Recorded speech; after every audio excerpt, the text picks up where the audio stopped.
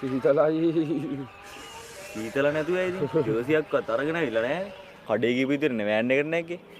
කඩේ නෙමෙයි බං මං ගියේ. මම මේ කැම්ප් එකට යනක මං හිටියේ. ඈ? ඒ මොකද මං කැම්ප් එකට යන්නේ? අලිවට කිට්ටුව තිබිලා බෝම්බයක් හම්බුණානේ ගමේ මිනිස්සුන්ට. ලොකු අයියා මට කිව්වා පුළුවන් තරම් ඉක්මනට ගිහිල්ලා ඒක කැම්ප් එකට කියන්න කියලා. ඒ පණිවිඩය කියන්න යනකොට තමයි උඹලා දෙන්න මාව දාගෙන ආවේ මේ ගමන. ඈ?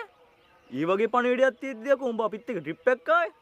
උඹම තිරසනෙන්නේ බා. උඹලානේ අකෝ මාව දාගෙන ආවේ. උඹලට යුතුයකමක් වශයෙන් මගෙන් අහන්න තිබ්බ කොහෙද යන්නේ කියලා. උඹලා වගේ දෙයක් අපි මේ රටේ වගකීමක් තියෙන පුරවැසියෝ. තොපි මොකද? තොපි මේ ට්‍රිප් එක බල්ලෝ. වැඩක් බාරගත්තොත් අකුරට මිටු කරන මිනිස්සෙ මම. ගෙදර යන්නේ සතියෙන්ද දෙකෙන්ද ඒ ගියපු ගමන් කැම්ප් එකට පණිවිඩය කියනවා මම. තොප්පි වගේ දෙකයි පැනයි සිප්පි කැල්ලක් නෙමෙයි යකෝ මම. මේ මල් ඊක නෙමෙයි.